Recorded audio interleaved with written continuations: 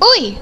Ikaw ba ay parte ng kabataan na naghahanda upang bumoto sa unang pagkakataon? O isang nasa hustong gulang na ginagawa ito sa loob ng maraming taon? Ang video na ito ay para sa iyo. Ang halalan ay isang mahalagang bahagi ng paghikayat sa mga mamumuno sa ating kinabukasan. Sila ay kung paano tayo nagsasalita, hinuhubog ang ating mga komunidad at nagpapasya kung anong uri ng hinaharap ang gusto natin. Ngunit bago ka bumoto, may ilang mahahalagang gawin at dapat mong gawin na dapat mong malaman. Magsimula tayo sa magagandang bagay na dapat gawin, ang mga do's. Siguraduhin mong nakarehistro ka para bumoto.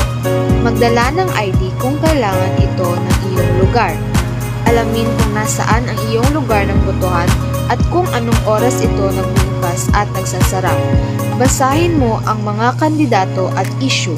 Huwag basta-basta manghula. Humingi ka ng tulong kung kailangan mo ito. Paalalahanan ang mga kaibigan na bumoto rin. Ngayon ay pag-usapan natin kung ano ang hindi dapat gawin. Ang mga don't.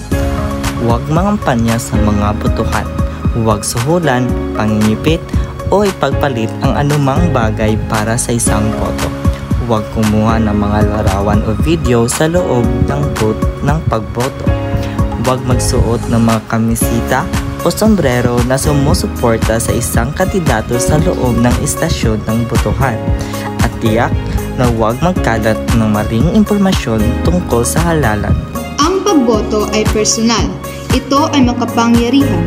At isa ito sa pinakamadaling paraan upang manindigan para sa kung ano ang mahalaga sa iyo. Kaya kung ikaw ay 18 o 80 taong gulang, bumoto ng matalino, igalang ang proseso at ipagmalaki ang pagpapakita.